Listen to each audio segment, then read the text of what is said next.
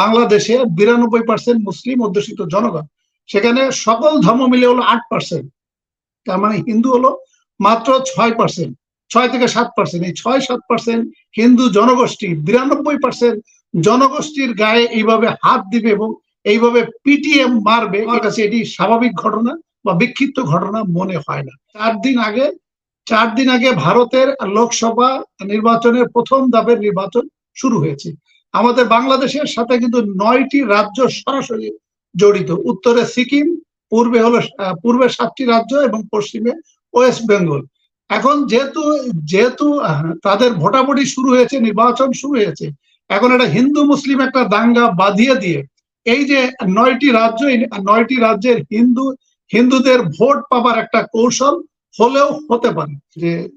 যে দুজনকে হত্যা করা হয়েছে এবং ওই 2জন ছাড়াও বাকি যে 7জন যে নির্মাণ শ্রমিককে গুরুতর জখম করা হয়েছে, ভার্চুয়ালি তারা আগুন নেভানোর কাজে তারা নিয়োজিত ছিল এবং নেভাতে গিয়েছিল।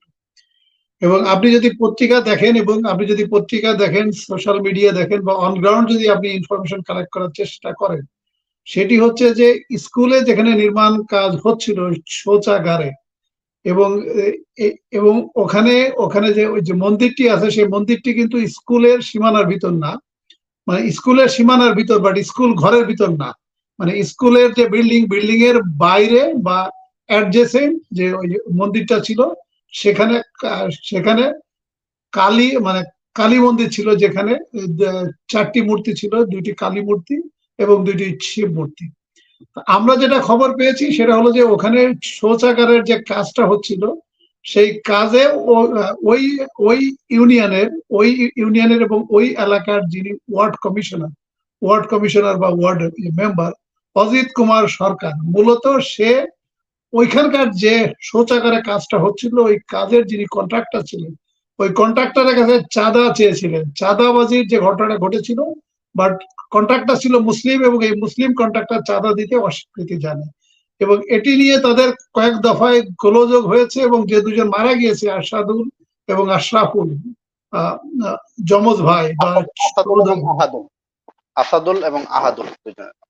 আরশাদুল বা আহাদুল, যাই হোক, ওরা পরবর্তীতে তার বাবাকে বলেছিল যে এরকম গোলযোগ হচ্ছে, আমি কি করব, যদিও তার বাবা মা তাকে বলেছিল ওখান থেকে চলে আসার জন্য। যাই হোক, পরবর্তীতে যেদিন ঘটনাটি ঘটে সেদিন দেখা গেল যে কালী মন্দিরে কালী যে মূর্তির শাড়িতে আগুন লাগিয়ে দেওয়া হয়েছে এবং কে বা কারা ওখানে চিৎকার করছে।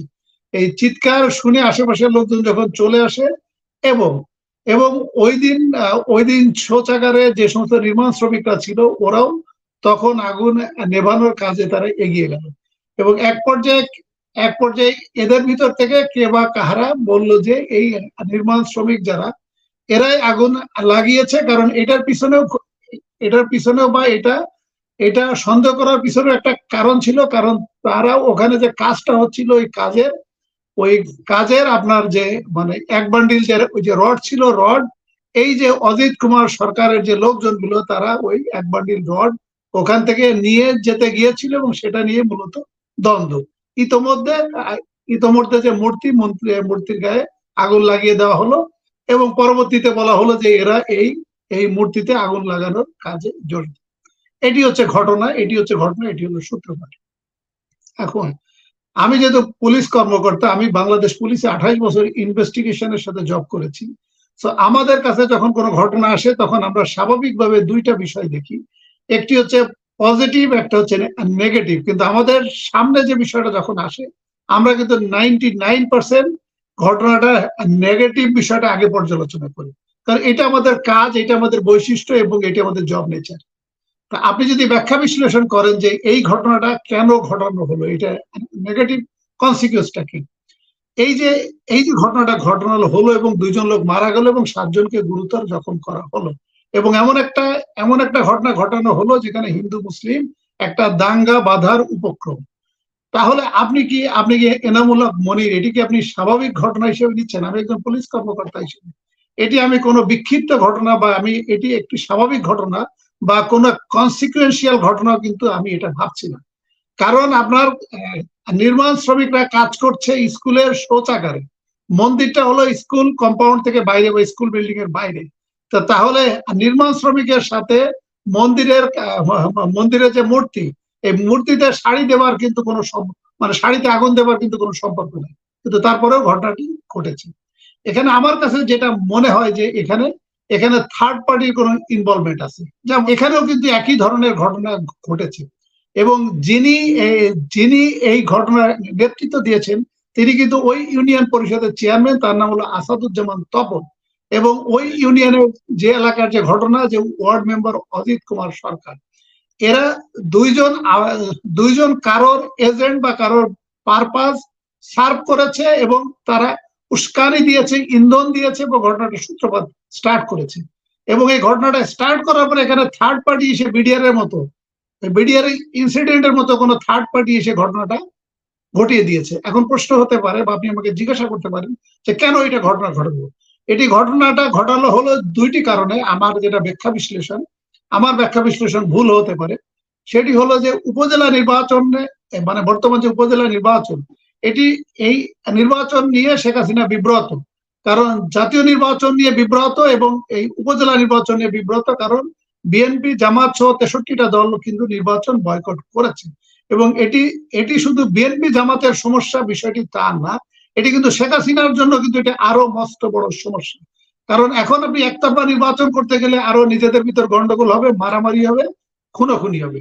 এখন শুধু আমাদেরকে অপেক্ষা করতে হবে যে শেখ হাসিনা 7ই জানুয়ারির যে জাতীয় নির্বাচনের মতো, এখন আমাদেরকে অপেক্ষা করতে হবে যে কতজন মানুষের জীবনের বিনিময়ে উনি আরেকটি উপজেলা, একটা প্রহসনের আরেকটি উপজেলা নির্বাচন সম্পন্ন করবে। সো এটি একটা অ্যাটেনশন ডাইভার্ট করা একটা কৌশল হতে পারে। কারণ আপনি দেখেছেন যে প্রধানমন্ত্রী বলেছেন যে মন্ত্রী মিনিস্টারদের নিকটতম আত্মীয় উপজেলায় ইলেকশন বা ইউনিয়ন পরিষদের ইলেকশন বা সিটি কর্পোরেশনের ইলেকশনে তারা ক্যান্ডিডেট হতে পারবে না, যদিও এটি অসাংবিধানিক ব্যাখ্যা এবং এটা বেআইনি ব্যাখ্যা। প্রধানমন্ত্রী কোনোভাবেই এই ধরনের আদেশ, নির্দেশ, অনুরোধ কোনোভাবেই করতে পারেন না। করলে এটি ওনার সংবিধানের লঙ্ঘন, এটি ওনার আইনের লঙ্ঘন। কারণ এটি যদি উনি করতে পারতেন বা এটা যদি ওনার করা উচিত ছিল, তাহলে উনি যখন প্রধানমন্ত্রী হিসেবে কন্টেস্ট করলেন, তাহলে উনি ওনার আত্মীয় স্বজনকে বলতে পারতেন যে তোমরা কেউ এমপি ক্যান্ডিডেট হতে পারবা না। কিন্তু আপনি যদি খোঁজ নেন, তাহলে শেখ হাসিনার ফ্যামিলির বা নিকটতম আত্মীয় 45 থেকে 50 জন আইদার এমপি, মন্ত্রী অথবা সরকারের পদস্থ কর্মকর্তা হিসেবে তারা নিয়োজিত আছে। আর আরেকটি হলো যে এখন থেকে 4 দিন আগে ভারতের লোকসভা নির্বাচনের প্রথম ধাপের নির্বাচন শুরু হয়েছে। আমাদের বাংলাদেশের সাথে কিন্তু 9টি রাজ্য সরাসরি জড়িত। উত্তরে সিকিম, পূর্বে 7টি রাজ্য এবং পশ্চিমে ওয়েস্ট বেঙ্গল। এখন যেহেতু তাদের ভোটাভুটি শুরু হয়েছে, নির্বাচন শুরু হয়েছে, এখন একটা হিন্দু মুসলিম একটা দাঙ্গা বাঁধিয়ে দিয়ে এই যে 9টি রাজ্যের হিন্দুদের ভোট পাবার একটা কৌশল হলেও হতে পারে। সো আমার কাছে যেটা মনে হয় যে সরকার একই ঢিলে দুই পাখি ওই যে মেরেছে, আইদার সরকার অথবা আমাদের পার্শ্ববর্তী দেশের যে গোয়েন্দা সংস্থা, তাদের প্রযোজনায় এবং তাদের পরিচালনায় এই কাজটি সম্পন্ন হয়ে থাকতে পারে একটা থার্ড পার্টির মাধ্যমে। এবং আপনি দেখেন এনামুল হক মমিন আরেকটা জিনিস খেয়াল করেন, আপনি দেখেন ডক্টর বেনজির আহমেদ, যিনি পুলিশের সাবেক আইজিপি, ওনার মতো কিন্তু শত শত বেনজির কিন্তু বাংলাদেশে আছে এবং এখনো চাকরিতে আছে, কিন্তু উনাকেই কেন শুধু স্কেপ গড করা হচ্ছে? এটিও একটা কৌশল হতে পারে যে বেনজির ইস্যু নিয়ে আপনি দেখেন যে সোশ্যাল মিডিয়া কিন্তু গরম। তার মানে এই ধরনের একটা ঘটনা ঘটিয়ে দেওয়া হলো, বেনজির কাণ্ড ঘটিয়ে দেওয়া হলো। তাহলে এই ক্ষেত্রে আগামী 1 সপ্তাহ বা 2 সপ্তাহের ভিতর একটা উপজেলা নির্বাচনে যে প্রহসনের যে নির্বাচন, 1600 কোটি টাকার বিনিময়ে আরেকটি প্রহসনের নির্বাচন, হয়তো এটা সম্পন্ন করার জন্য একটা অ্যাটেনশন ডাইভার্সন। এবং যেহেতু আমাদের ভারতের প্রযোজনায় এবং পরিচালনায় আমরা গত 15 বছর ধরে যদি একটা অবৈধ প্রক্রিয়ায়, অসাংবিধানিক প্রক্রিয়া ক্ষমতায় আছি, এই জন্য তাদেরকে প্রতিদান হিসেবে যে তাহলে আপনারাও একই প্রক্রিয়ায়